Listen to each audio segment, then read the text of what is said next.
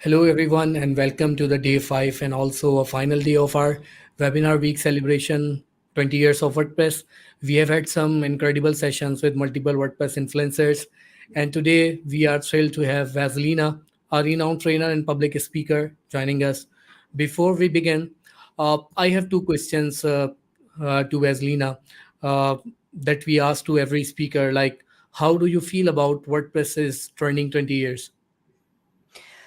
Frankly, Dinesh, I think it's a great news because in this internet age there are very few platforms that can actually celebrate the 20th anniversary. It's going so fast and so great.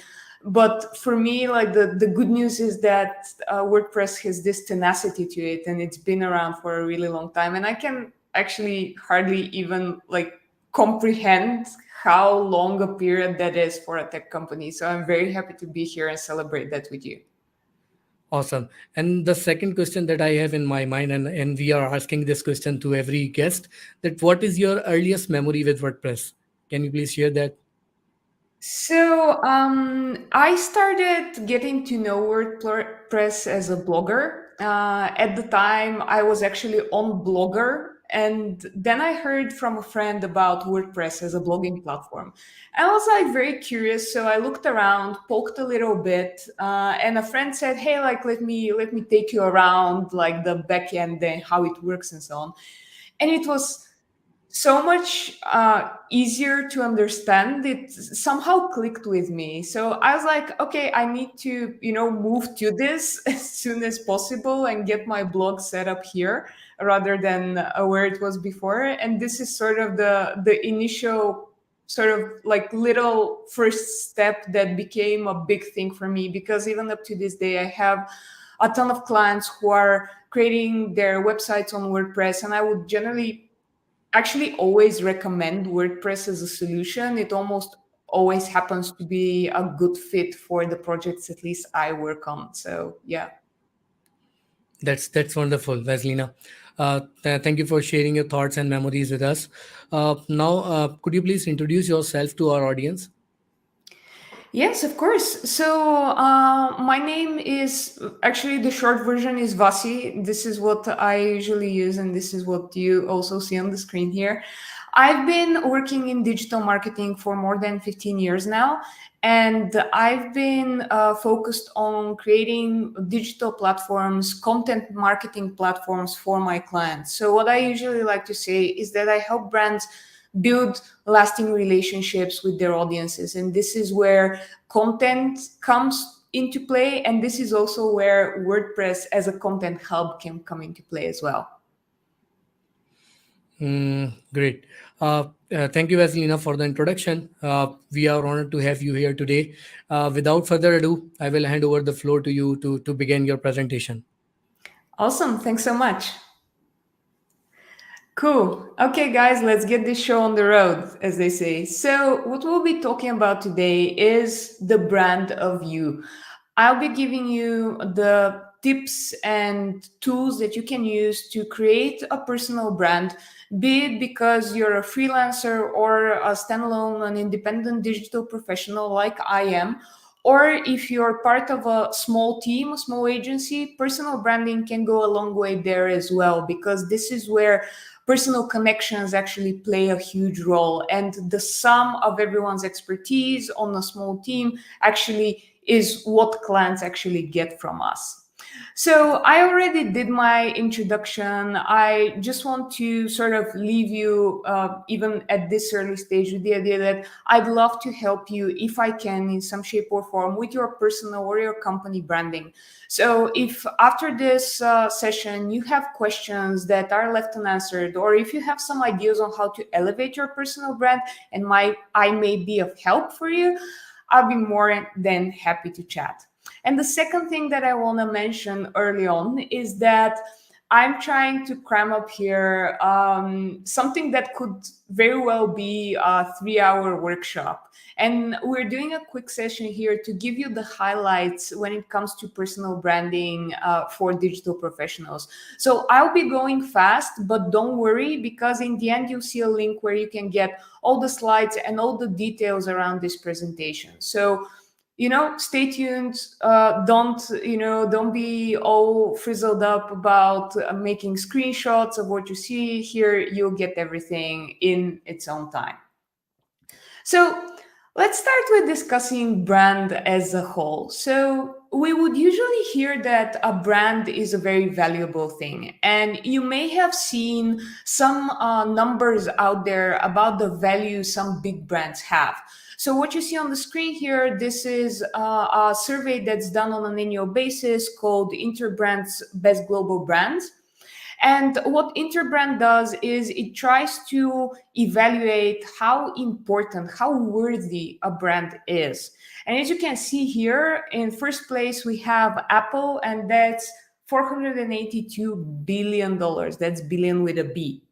So apparently, a brand can be a big driver of value, but what exactly is it? We would often conflate a brand with a logo. So if you think of Starbucks, you're thinking about the two-tailed mermaid. But a brand is actually a lot more than this.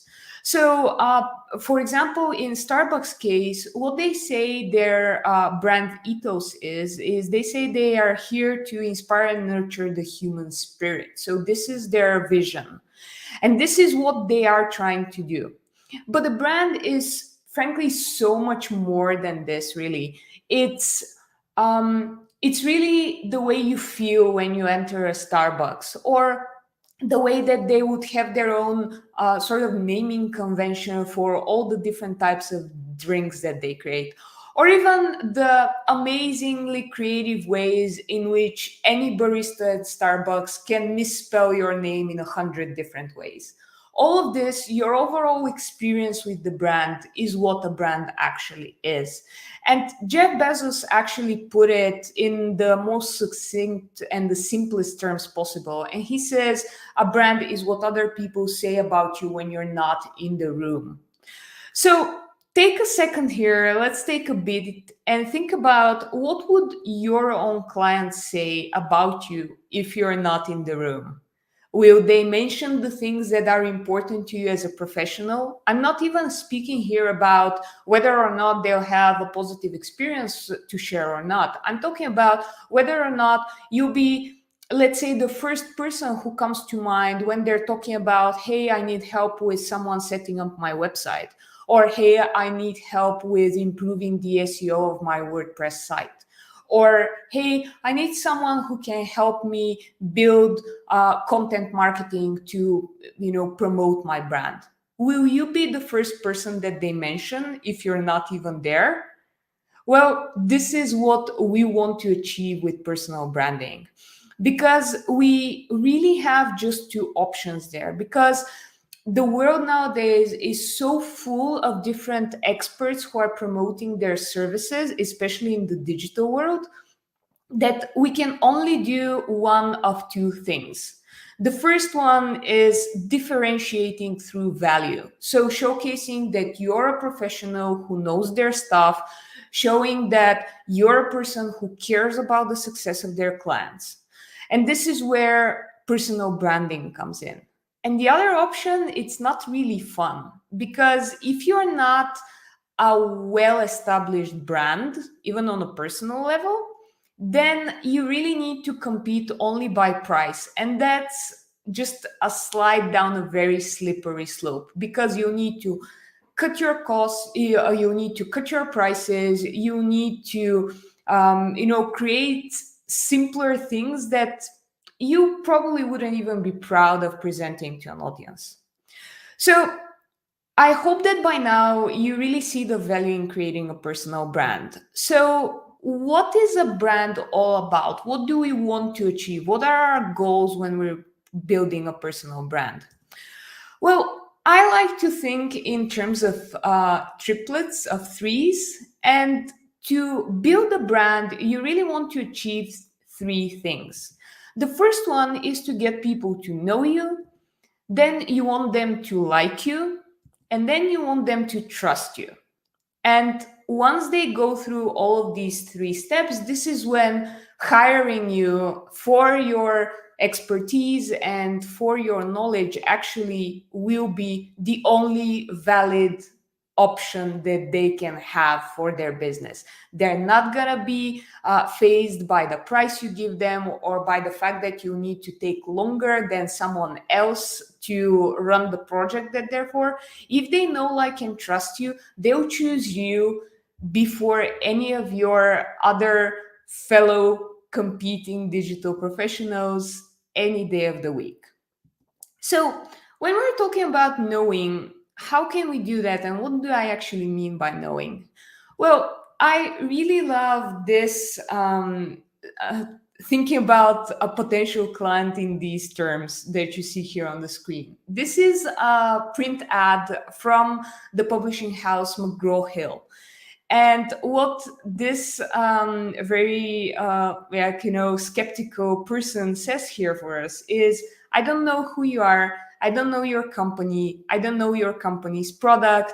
I don't know what your company stands for. I don't know your company's customers, your record and reputation. So what it is that you actually wanted to sell me. And so often I would see people who come to me and say, hey, I want to get sales, and this is the most important thing, and this is what I'm hiring you to do for me. But in order to get there, we first need to tell this very skeptical potential customer who we actually are. So, how do we do that? Well, this is where WordPress as a platform and as a community, most important of all, comes in.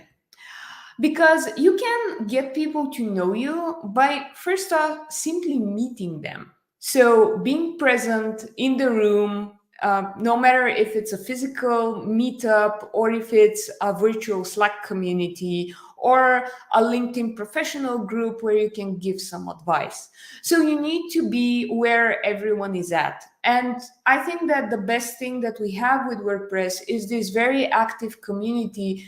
And there are places online and there are places offline where we all gather to meet up and to make connections. So networking is the first step to getting others to know you. Then the second thing is sharing what you know. And that's very much connected to the third element here, helping others out. So being there for people, giving them a piece of your expertise, some small piece of advice that they can follow and get results quickly, or helping them out if they've come across a bug that they can't solve on themselves. This is all a way to share what you know and help others out, all within this global community that we have here. And this is what's going to help you get known in the community. You don't get known just by being, like a star or anything like that. No, like you get known because you're that helpful person who actually answers questions and, provides a bit of value every time. And one sort of issue that most people have with this approach here is that they say, hey, like if I share everything that I know, then people are just going to do it for themselves and not hire me. So how do we go from one to the other? Well, here's a quick example. This is a blog post I wrote a few years back on a customer development technique called jobs to be done. It's a very long post. You don't see it here on the screen, but it's something like 20 minutes of reading time. And it actually goes through my whole process of doing customer interviews to uncover important information that helps us then do better marketing. So what I did here is I went through all the steps. I gave people the templates that I use and all of the materials around that topic. I shared everything that I know.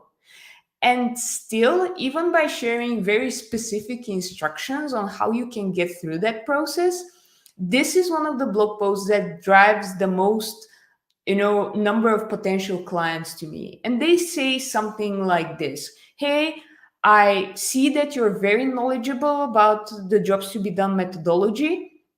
I am very thankful that you've shared so much about it. Would you be willing to help us work on a project like that?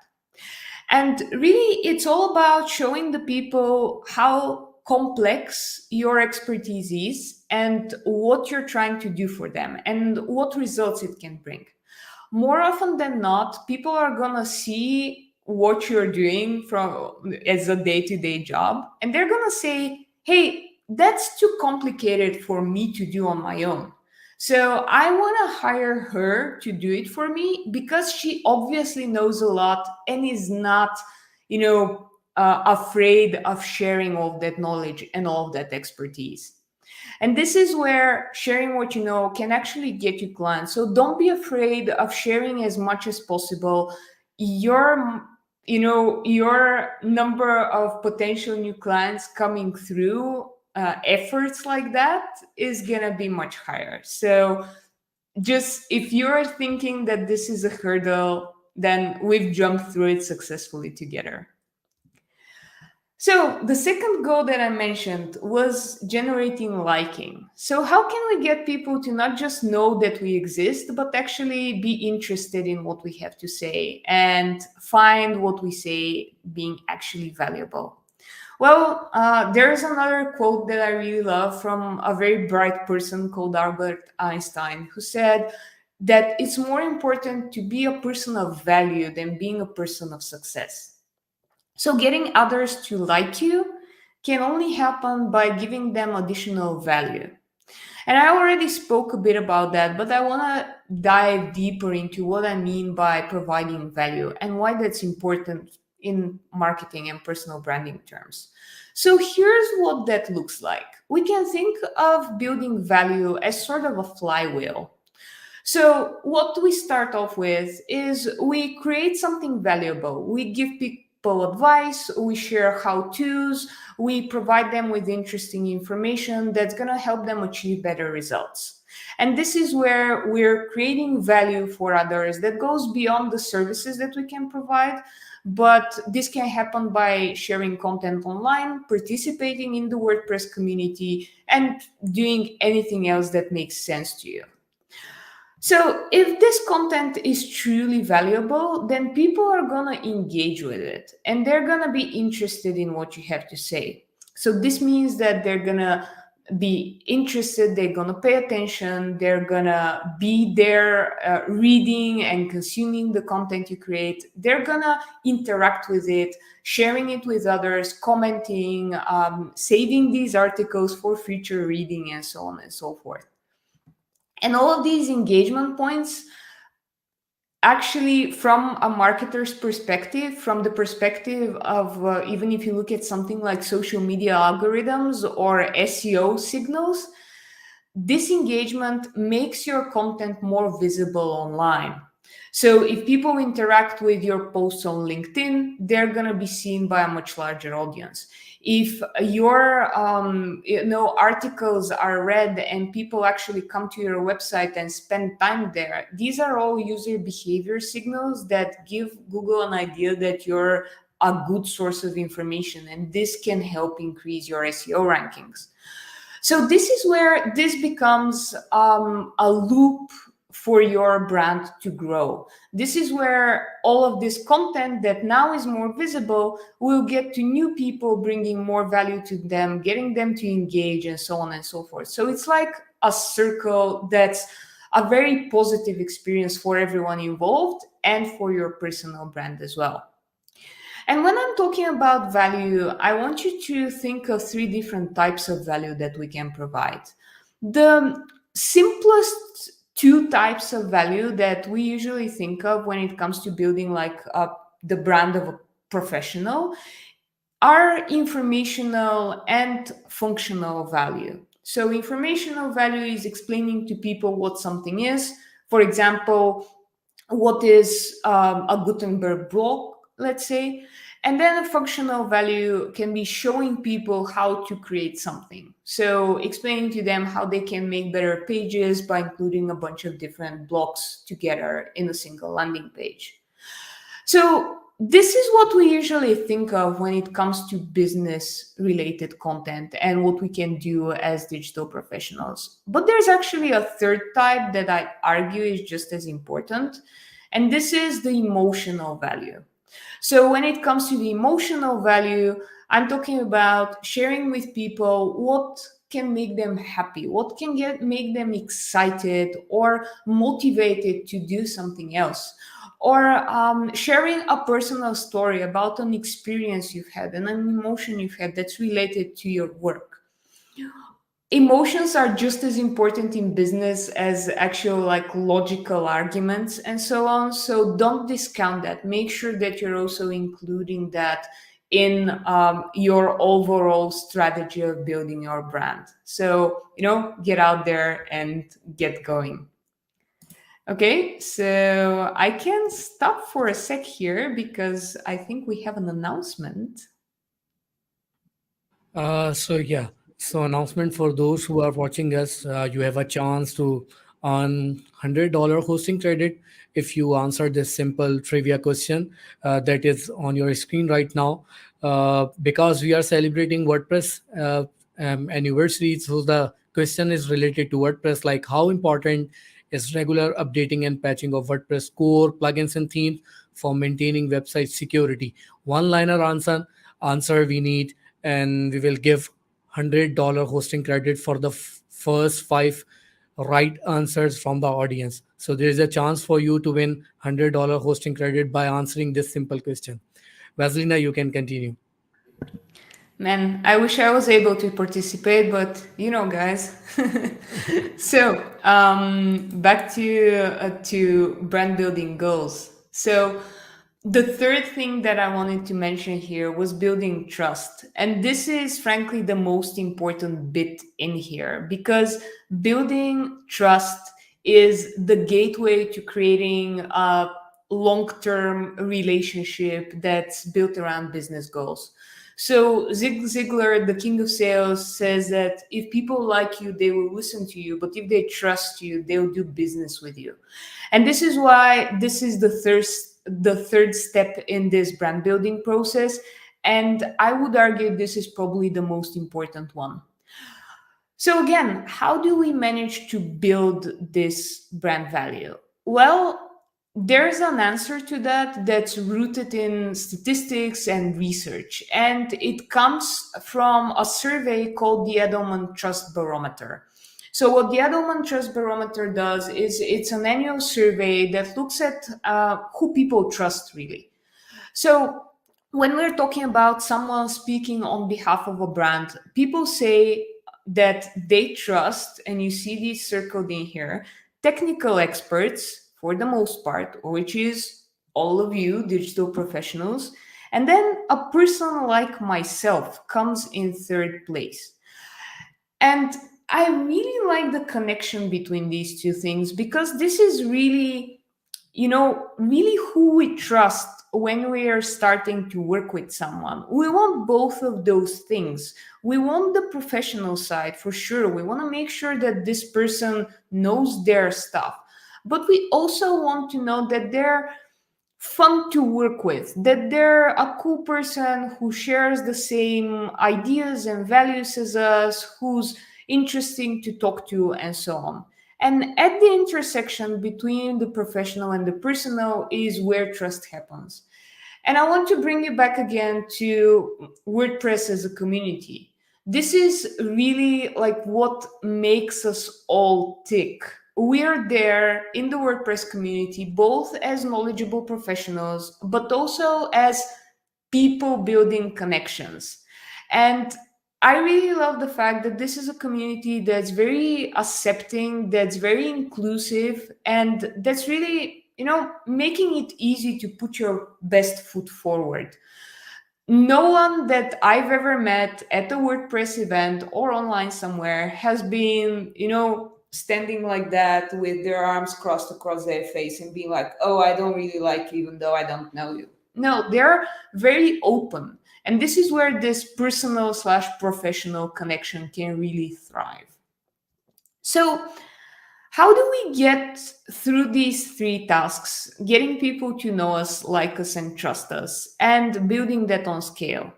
Well, this is what we in marketing jargon called audience development. So we want to create audiences that first go through all these three steps and then in the end potentially decide to work with us.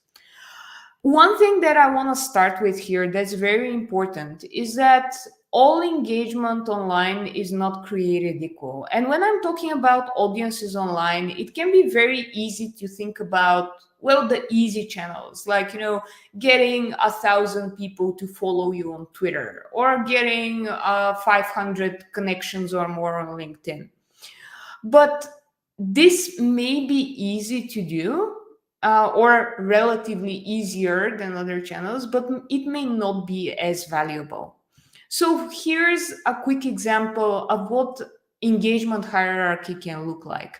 If you have your own community or if you have your own email newsletter, you can get people to engage with that. So this is the highest level of engagement. Even if you get 50 people to subscribe to your email this month, that's, I'd argue, better news than getting 500 to follow you on Twitter. Then getting people to consume long form content, or getting them to subscribe to your podcast or to watch YouTube or Twitch videos, depending on like what you're focusing on there. Or this is about getting people to interact with the big valuable pieces of content that we're creating. And this is where we need to invest most time. And then only after that come all the social media platforms where you can build followers much easier than you can build email subscribers or members of a closed community online. But this is also the first step of interacting with most of your audience. So what you'll be trying to do is get people through each of these steps higher up that engagement hierarchy. And as soon as you get them to your email list, let's say, or to your newsletter, this is a signal that these people may be very soon ripe potential customers. So, as I mentioned, I'm a fan of the rule of three. So, I'll share with you quickly here 3 ways to build your audience. And this happens through creating content, so content creation, content curation, which I'll talk about in a second, and then communication, directly interacting with people online. So, what are the differences between these three things? When I'm talking about creating content, I'm talking about building your own personal content. This can be as simple as posting content on LinkedIn, sharing some ideas with your audience, or sharing the latest trick that you've learned when developing a new WordPress theme. Or it can be something more related to your experience as a digital professional, because remember, emotional value and emotional discussions are also important here. So this can be something like sharing productivity tips or giving them an idea of like what you've seen working with a client and how this has given you a good idea about, promoting relationships between clients and developers. Then when it comes to curation, I'm simply talking here about collecting the information that you find online, that you find valuable and useful, and sharing that information with the world. You don't always need to rely on your own content, because sometimes sharing with people, hey, I saw this article, it's really good, and here are the 3 takeaways that I've gotten from this piece. This may be just as valuable to others. And this is also something that we would most often use when doing content on social media or in email, because this is where you can create bulk content in a quick way without spending a ton of time. And then when it comes to communication, well, it's just about talking with people. And again, the WordPress community is very conductive of all of that. So when we're thinking about creating content, there's one thing that I want you to think about, and this is creating content in a channel and in a format that works for you and that's interesting to you. And this can be anything from written content through audio, through video, maybe even creating small images or infographics if you love doodling by hand, and this is how you can get your message across. I would often see people trying to contort themselves into a channel that doesn't feel natural, or to create written content or video content that doesn't feel true to them. And this is the worst way you can start, because first off, this means that it will be very hard for you to actually create content. And then it also means that you won't be able to sustain this in the long run, because if it feels like a chore, and if it's not something that you enjoy doing, you're more than likely to drop off the bandwagon and forget about it.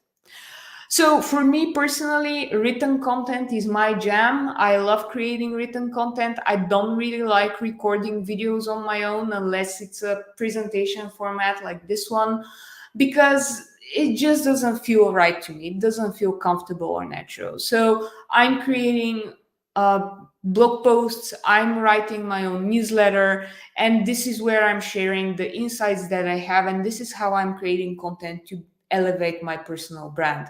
If you're prone to communicating in a different channel, then do that. Here are two examples, one from the WordPress world and one not, that I really like, showing how different content, valuable content, can be. So the first example, you don't need to read this whole thing because first of all, it's extra long and then it's in Bulgarian. But I'm giving you here a great example of a personal brand. And this is a guy who specializes in teaching people business English. So he's an English teacher. And he has this hashtag and a daily column, let's say, on LinkedIn that's called Sip of English. And he creates posts with roughly that same length that you see on the screen here. And he shares some interesting insights about different idioms or phrases that you can use in a business environment. He has more than 2,000 followers of his own branded hashtag by now, only by writing pieces in written form on LinkedIn. And as you can imagine, for a single English teacher, out of those 2,000 people, there are definitely gonna be potential clients that can actually satisfy his own availability for English speaking courses. So he doesn't really need more than that. And writing is basically what suits him. Dinesh, I Yeah, think you want to go in yeah. here. I just want to ask like one question to you. Like in your experience, what are the common mistakes that a digital professional make when it comes to personal branding in the WordPress space? Some of like one of them I know very well. Like in the WordPress communities, if you post a thread like an issue in the community, you will see many people they will give just one liner reply, and then when you reply to them they stop answering to you and like stop interacting to you. So it's a common mistake. Like if you want to become a brand in the community, then you need to like continue the conversation and make the connection. So in your thoughts, what are the like common mistakes that a digital professional make? Thanks. And this is a great moment to ask this question, because I think like based on what you see here on the screen, you're probably gonna even guess my answer. But first off, when I'm talking about building value through content, this is exactly what I mean. Rather than posting a one-liner and a very cryptic response, dedicate that time to explain in detail how the person can achieve what he's trying to do. If you're coming from the position of the digital expert who knows how to fix a specific issue or a bug or something like that, even if you'll be able to answer fewer questions that way, but the ones you do, this is actually going to make a long lasting impression to both the person who asked the question and also everyone else who's seeing your answer online. So that's a great way of building that brand and showing people that you are actually knowledgeable. If you can give them, I don't know, like a screenshot or something to make it easier for them to solve it, then going that extra mile is really gonna show others that you really care. And then what you mentioned there, I'm going to leave that for a few minutes down the line in my talk, because I'll be answering that second bit about communication in a sec. But really, just to be quick and answer that question, it's about really, as you said, continuing that conversation and actually interacting with people. Um, we are tend to think, when we're thinking about, branding or marketing, we tend to think of it in a very transactional manner. I'm going to do this in order to get that, be it revenue, be it a request for a project or something like that.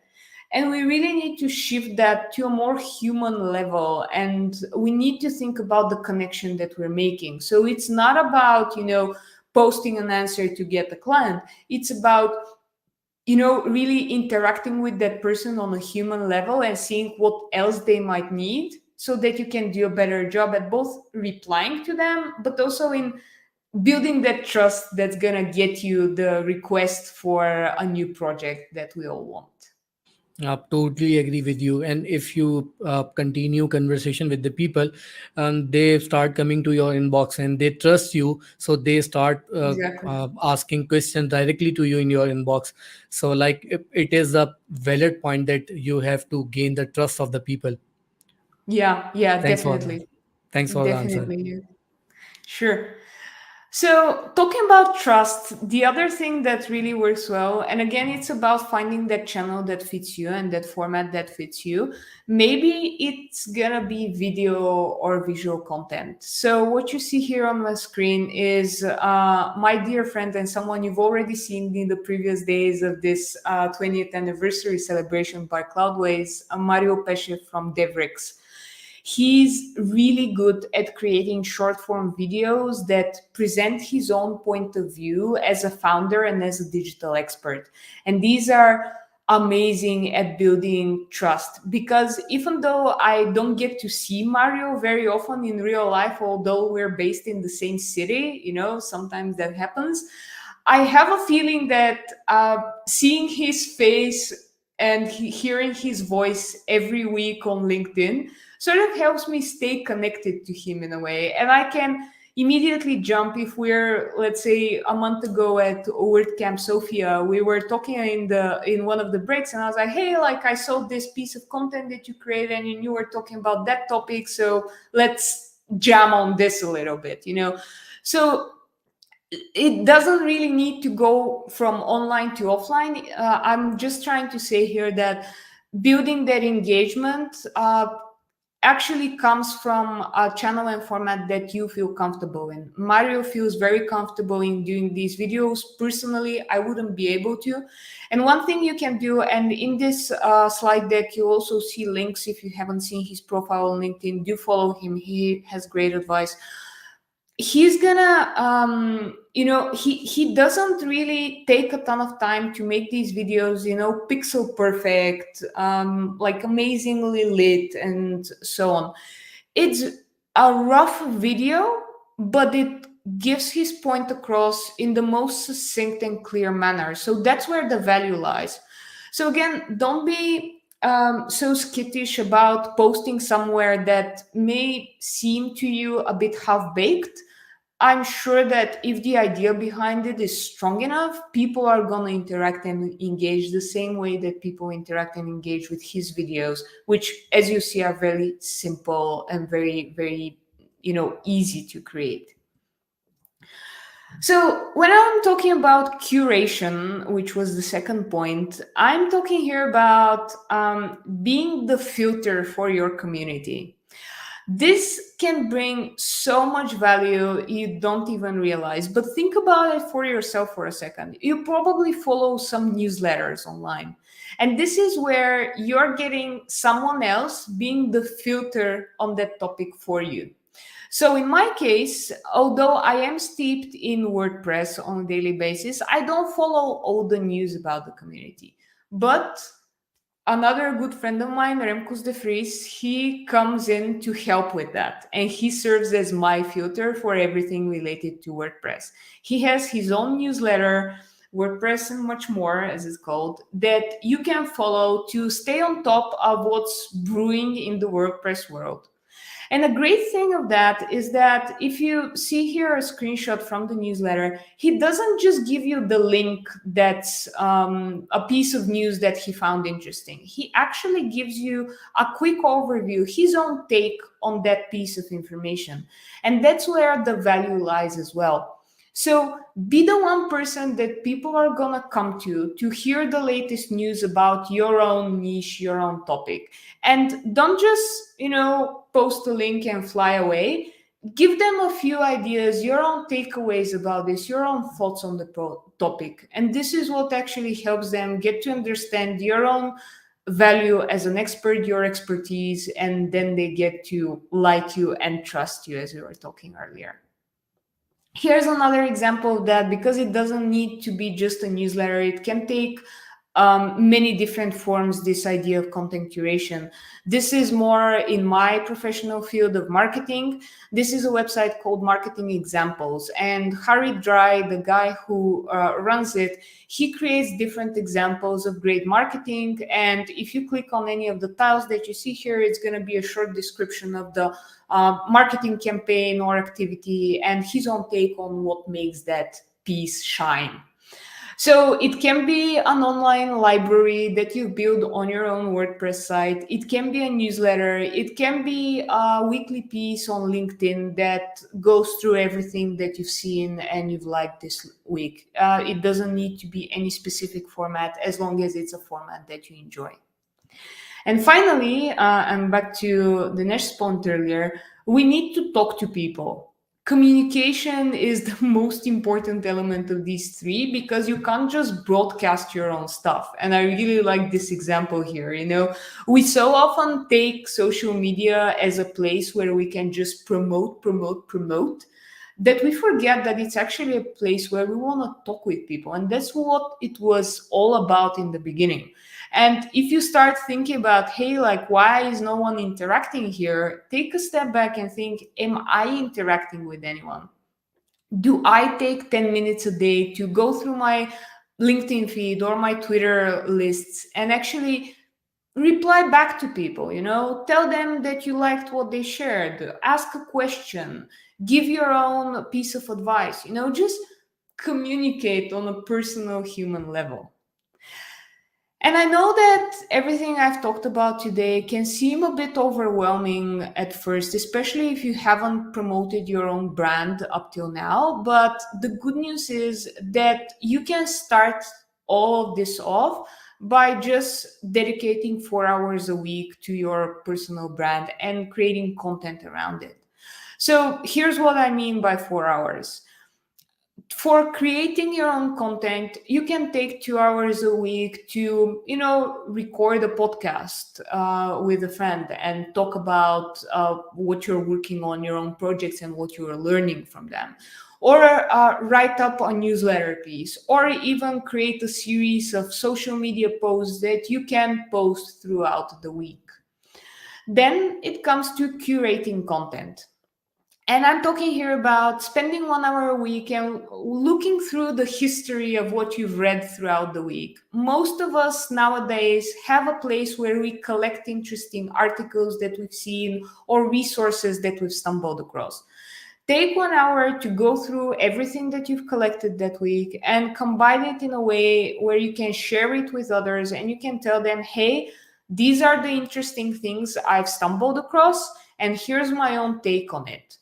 Remember the example with Remkus's newsletter. You want to give them your personal opinion to show that you're not just posting a link that you've seen somewhere online, but you're actually, thinking through these ideas and offering additional value. And then the third element, it doesn't really come with an option to batch it. You can't really communicate just 1 day a week and, call it a day. But spending 10 minutes a day with your afternoon coffee to go online, comment on social media, DM some people that you may have lost touch with, go on the Make WordPress Slack community and engage with people, discuss with your own peers somewhere in an online community that you're actually following. All of that can be a viable way to build that human relationship and keep engaging with people on a personal level. And this is where most of the useful connections that will get you an actual project down the line happen. So this is what I wanted to go through. I'd love to answer some questions if we have the time, but just two quick things that I wanted to finish off on, because personal branding is what I do, so I'll do some branding on my end now. The first is on this link, or just by scanning the QR code, you can go to a page where you'll find the slides from this talk, some additional links and resources, and also my own personal newsletter. If you're interested in marketing news, then this can be a great way to see an example of content curation in real life, and you can learn some new marketing ideas. And the other thing that I wanted to mention here is, if you want to dive deeper into creating content, be it for your own personal brand or for a business that you're spearheading, then you might want to look at my video course. I just finished it off at the end of last year. I'm super proud of it, but it's my baby, And I'm not going to spend a ton of time talking what's in there. If you're interested in that, go to the site. And there's also a 50 euro of code that you can use, which is Love Cloudways, through the duration of the full next week. It will be available, and you can celebrate by learning more with when it comes to marketing and brand building. So that was me, the obligatory visual of a cat, which is very important to digital marketing, comes on this last slide. Thank you, everyone. And if there are any questions, I'd be more than happy to answer. Thank you, Vassilena, for the insightful presentation. We truly appreciate your expertise and the valuable information you have shared with us today. So let's jump onto the comment section. So we got like one comment that is Andrew is asking, is it okay for a freelancer not to use his or her name while working alone? Is it okay to use a nickname or personal brand name?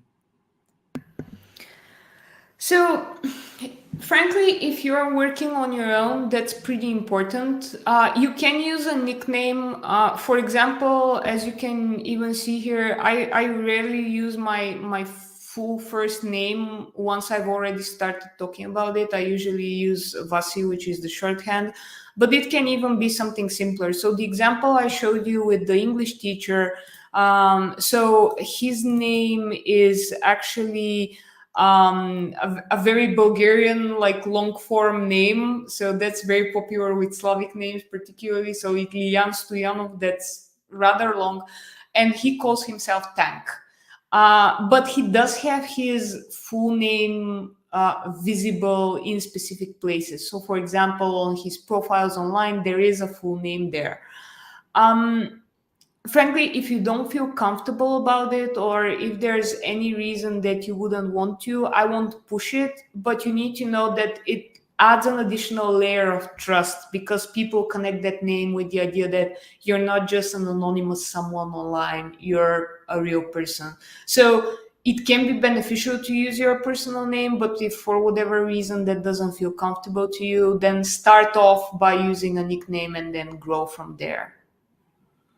So we have like another question from Andrew, and he is thanking you for sharing your amazing presentation, and he is asking how important is to have a logo as a freelancer.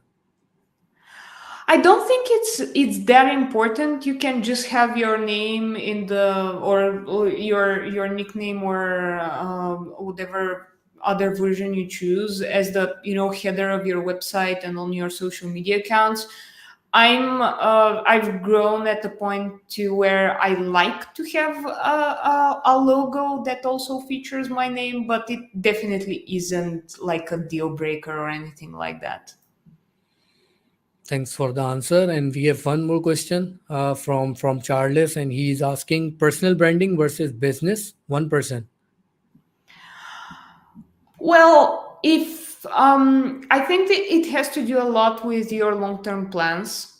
So when I started freelancing, one of the main reasons that I decided to go there was the fact that I've been in charge of marketing teams before, and it's not my favorite thing to do. I feel much more comfortable when I'm working on my own or collaborating with other professionals, but not being like, in charge of a 20-person team or something like that.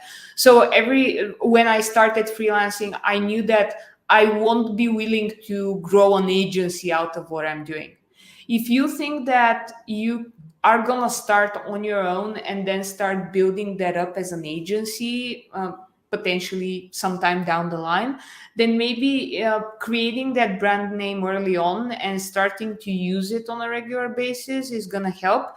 But to me, for small teams, and I'm counting here anything that's less than 10 people who are interacting, like who are client facing and are interacting with clients on a regular basis, this means that you still need to invest time in both your personal brand and the business brand, because um, mostly, at least in my experience, hiring a small team from the client's point of view also has to do a lot with the trust you put in the individual people in that team, rather than just like a brand name or an agency name.